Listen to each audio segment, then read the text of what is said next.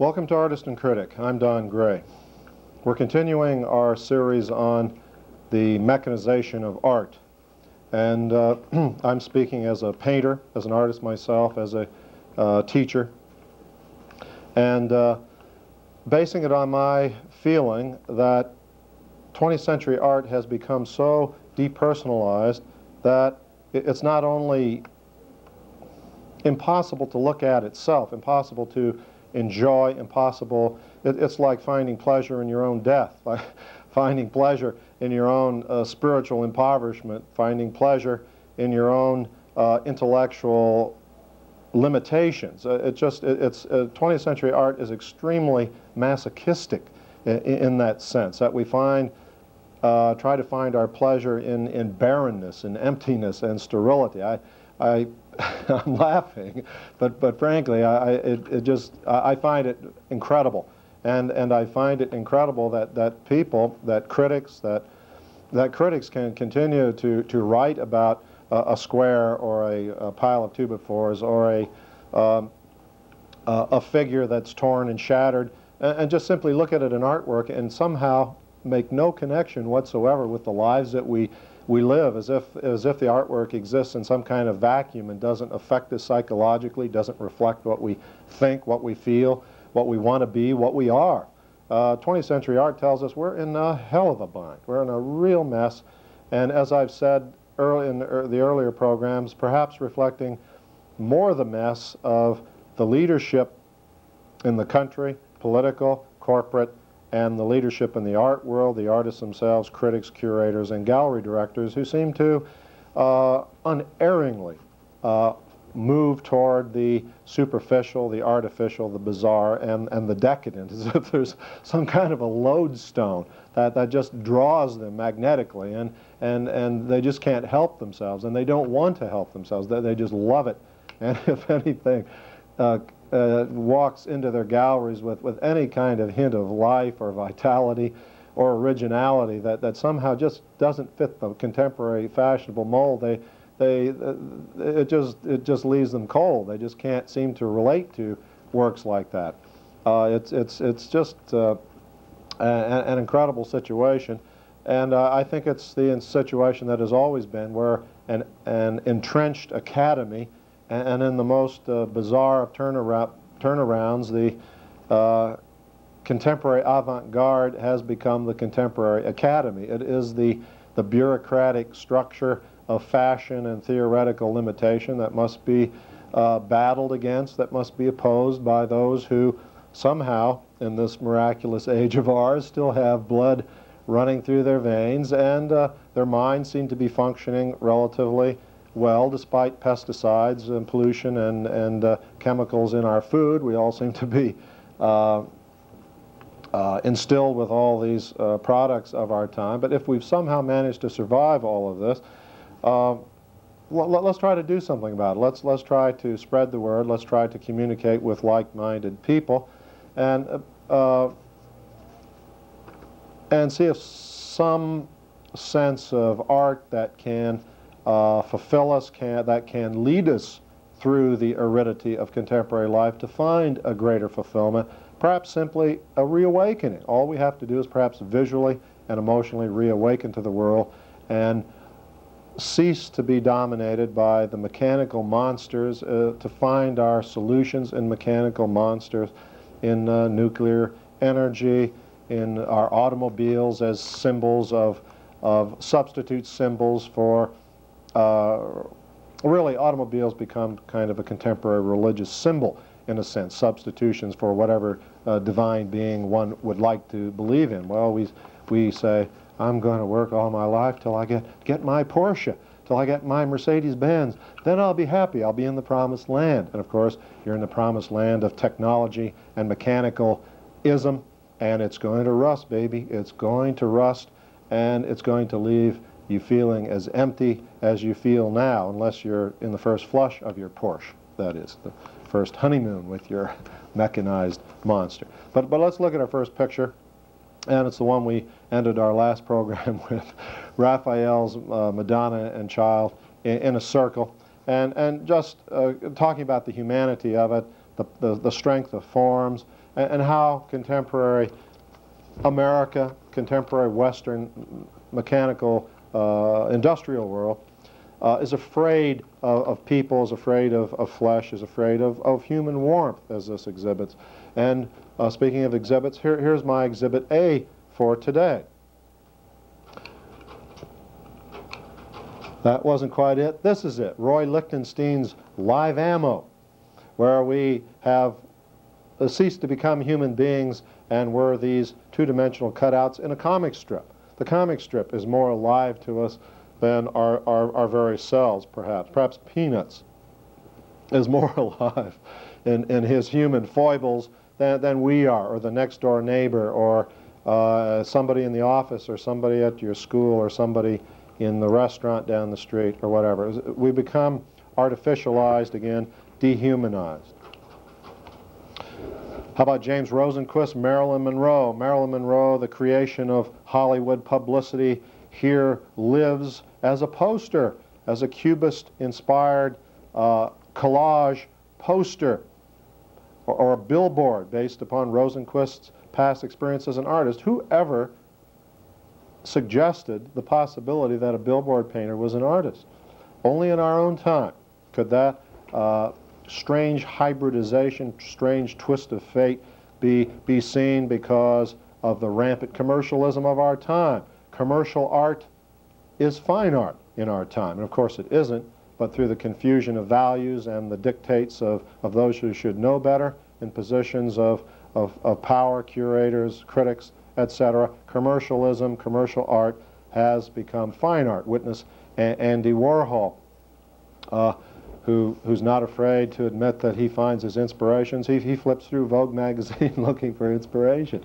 I mean, it's strange, to say the least, when this whole wide world is out there, are rather narrow-visioned artists, to say the least, working within the commercialized system. The media find their symbols expressive of contemporary life in electronic or print media. Going to our next picture, we see Robert Rauschenberg doing the same thing with John Kennedy, of course, and symbols of space travel and what Kennedy has accomplished, and painted. It's not even painted. See, that's the problem. It's a silk screen using photographs. When could photography ever be considered to be painting? Only in our own time, when the values have been so depleted, artistic values so depleted, the human spirit so depleted, we'll accept anything. We accept anything. Anything goes. And to our detriment. To our detriment. When a people, when artists have no values, or the values are valuelessness, or non-value, or anti-value, then we're just sunk in a morass of cynical manipulation and byplay and superficiality. Klaus Oldenburg's K-pop-filled vinyl typewriter. And people just really get the giggles when they look at work by Oldenburg. They just think he's so amusing. And I don't find him amusing. I find him a terribly depleted spirit. I find him someone aping the fashionable tendencies of the time, a certain smart aleck quality. One can imagine Oldenburg and curators and those who give out the grants in art, a kind of just giggling over cocktails and talking, nudging each other with elbows. And boy, isn't this wonderful what we're doing? Aren't we involved in important things? And while one might look at this typewriter and say, well, he's made sort of a growling beast out of it, pointing a fun finger at the mechanization of our time, how our machines are about to turn on us and the two knobs at the top become sort of bulging bullfrog eyes.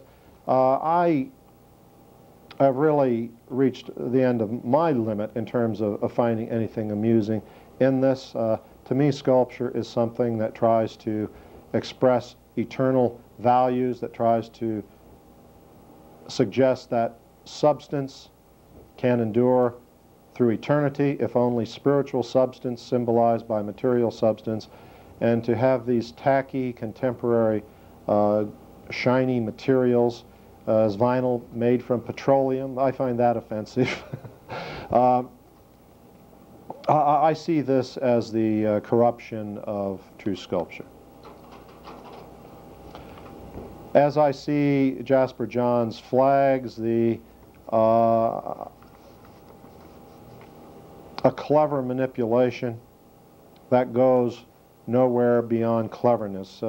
Very knowledgeable critics will speak of contemporary icons and the sumptuousness of the encaustic application of paint and bridging of the gap of painting and sculpture as we have three canvases superimposed on the other. But I find, again, a dehumanized process through the route of cleverness and essentially emptiness, and that this should recently be sold.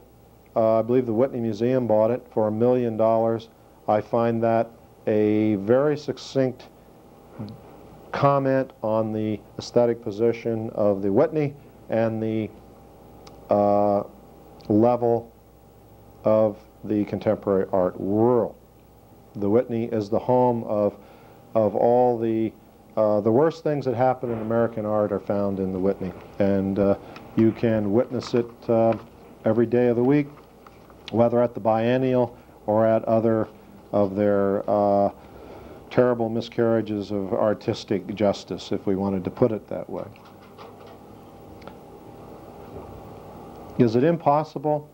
Is it impossible in our age to see, as Jan van Eyck saw in the 15th century, in this painting of Arnold Feeney and his wife, and the solemnization of the marriage vows as symbolized by the dog, the faithfulness, the shoes removed at the bottom left of the picture, that suggests leaving the dirt of the world behind in the purity and sanctity of the marriage chamber, the fruit gleaming at the left center of the picture behind the wonderful robe of Arnold Feeney, suggesting sexuality and fertility in the sumptuousness of form, echoing the sumptuousness, the full abdomen of the pregnant wife, and the bolster or whatever hanging down in the upper right-hand corner of the picture, the red part of the bed, its fullness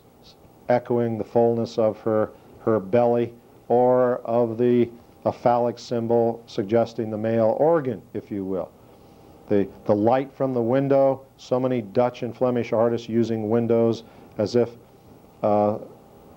suggesting a certain connection, well, obviously suggesting a certain connection with the out of doors. Sometimes one has the feeling of the Dutch and Flemish being trapped inside and longing for the freedom of the outdoors. One senses God almost, if you will, entering in the light from the window. Of course, light, the great symbol of holiness, and as well as spiritual and intellectual enlightenment. Is it impossible for us to see with this clarity, with this solidity, in an appropriate style, in our own time? Do we really feel that, for example, the next picture coming up, Philip Pearlstein has captured this solidity of form and this sense of significant detail? I don't think so. I don't think so. I think his forms are hollow and empty compared to Van Eyck's. I think certainly this is just the expressions on the faces. These are tremendously depleted individuals. These are the mechanized people of our time, folks. All the blood run out of their heads, the yellow skins, the dead eyes, the dragging mouths, the faces that are hollow and empty, and to say nothing of the forms. Immense detail and not an ounce of solidity, as the shirts and the jacket folds crystallize and splinter into 1,000 hard, empty fragments. Think of these faces and look at the detail coming up a very large slide of Arnolfini's head, and look at the power and the solidity of the forms. Now, I'm not saying all artists will paint in this linear fashion, although Pearlstein obviously is, but somehow Van Eyck attains universality in this head, in its solidity and eternal quality, whereas Pearlstein diminishes the human head to the level of a photograph which will yellow and tear in the next 2 or 3 days, 3 or 4 years, whatever, the transient decay of human life. Paul Cézanne, in a similar solid head, related really fairly closely to Van Eyck in a certain linear containment, although painted 2 or 3 centuries later, with a much looser paint stroke building facets of form. We sense this wholeness, this integration of form, the expression of a tremendous solidity. Keep in mind the sense of wholeness that radiates from the head, wholeness as a structure. And we've talked about wholeness in a personality sense, but just wholeness as a structure. And look again at the picture by Pearlstein. Maybe look at the emptiness of the folds of cloth, how they don't seem to really contain bodies in a solid sense. We could look, maybe get a close-up on some of the heads if it's possible, and just compare from your own point of view the hollow, photographic hollowness of these heads compared to the classical, all-enduring quality of Van Eyck and Cézanne. Compare the picture by Pearlstein we were just looking at with the one coming up by Frans Hals, portrait of a man, Balthazar Koymans, to be precise, for anyone who may be related to the fellow. Look at the humanity in the man, but look at the simple solidity. It's possible to get reality in a much more convincing way than the overkill, the obsessive overkill of I'm sorry, of Pearlstein, who shows at the Frumkin Gallery on 57th Street. And the Frumkin Gallery, deals with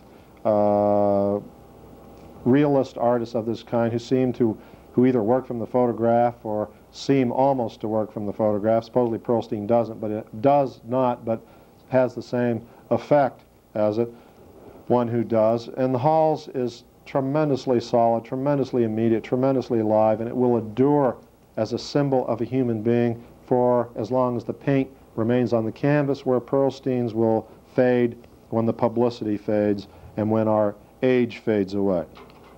Alfred Leslie's portrait of Robert Scull perhaps is a step upward in solidity from Pearlstein's figures, but not much of a step upward, and there's that same sense of kind of glassy surfaces. There's something, perhaps that's another example of the mechanization of our time. We can't seem to make flesh that's flesh or cloth that's cloth. Everything is glass or gleaming metal, in a sense, as if we draw an arm, we think more of the gleaming fender of a motorcycle or something of that sort, the hood of our new Datsun, the glass of the store window on Fifth Avenue where we're doing our shopping, something of that sort.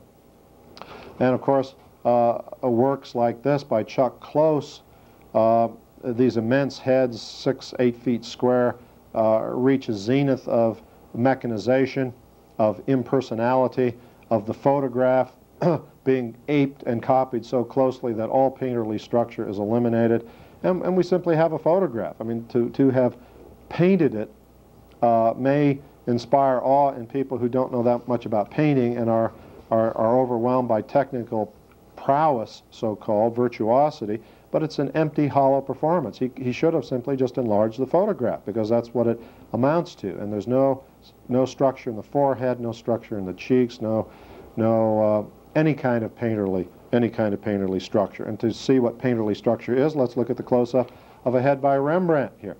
That is painterly structure. Every part of it seems to lead and build to another part of it. It's a concept in painting that's totally different of movement of form in a photograph.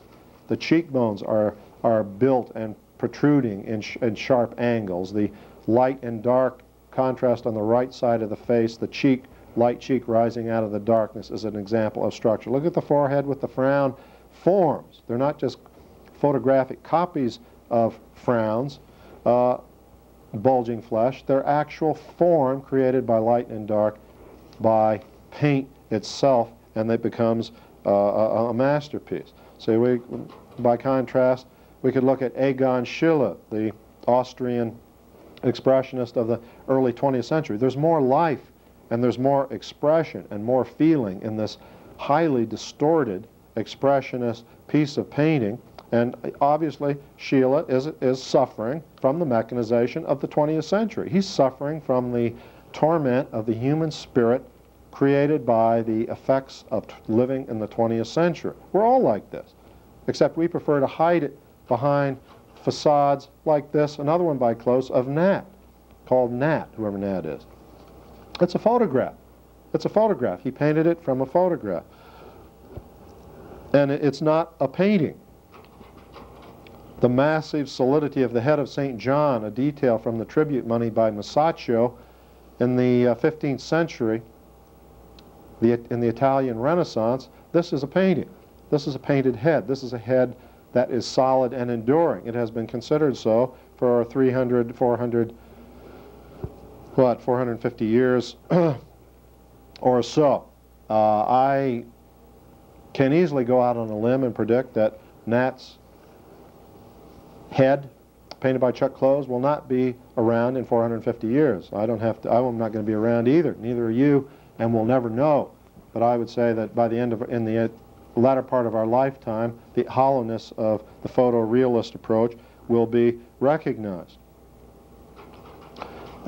Catherine Murphy, a contemporary realist, that same hard edge approach, I find a little more sympathetic. There's a little bit more of a human being there.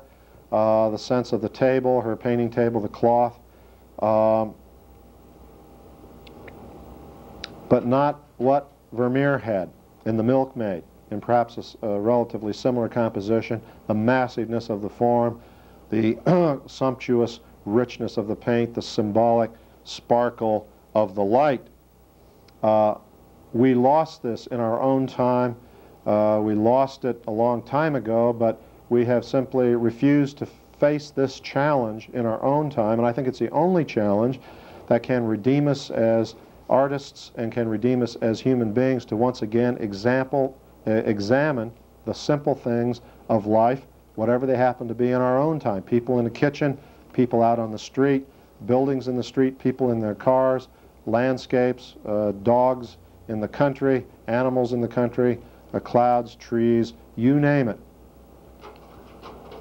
But this mechanization of the human being by Jack Beale, a contemporary painter, where the wood railing is metal, the cloth canvas of the sling chair is metal, the woman's hair is metal, her green cloth blouse is metal, her head is sculpted metal.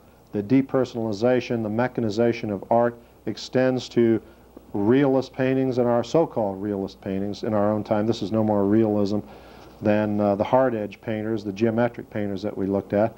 It extends, the mechanization of art extends throughout the realm of art. Suzanne, in a picture with strong contours, in the late 19th century painting Madame Suzanne, it's in the Metropolitan. Go take a look at it, see the difference, then go to the American wing in the Met and see how far the mighty have fallen. There's humanity here, solidity here, feeling here, a sense of reality, as well as a strong sense of design. Roger van der Weyden's portrait of a woman. What a powerful piece of painting. What a wonderful head.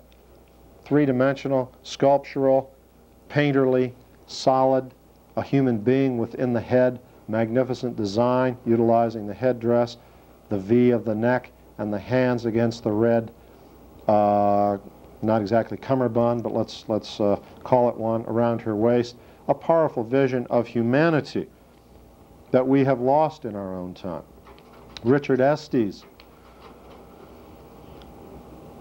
Okay, we come back full circle in our programs.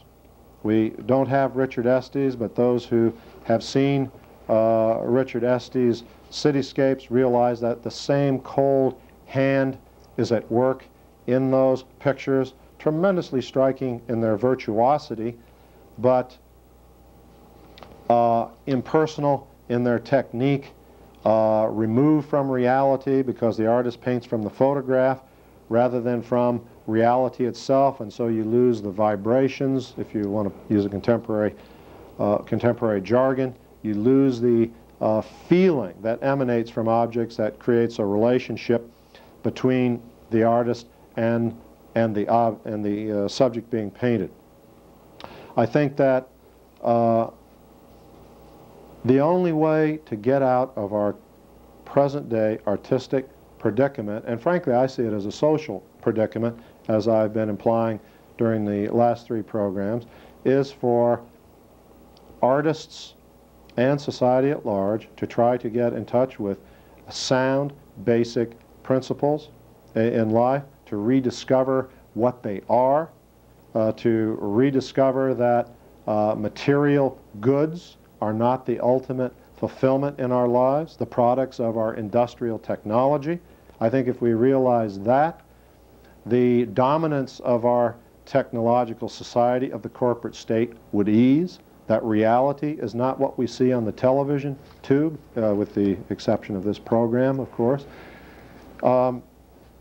That if artists themselves would actually get out in the world, even in their own studios, and look around and see what is there and try to paint it, that would be a step in the direction of trying to get in touch with basic principles. This is what I'm talking. I'm not throwing out basic principles in a didactic way, but I think that we have to realize that we are human, that we need a deep meaning in our lives that relates to the divine. We can't substitute for that.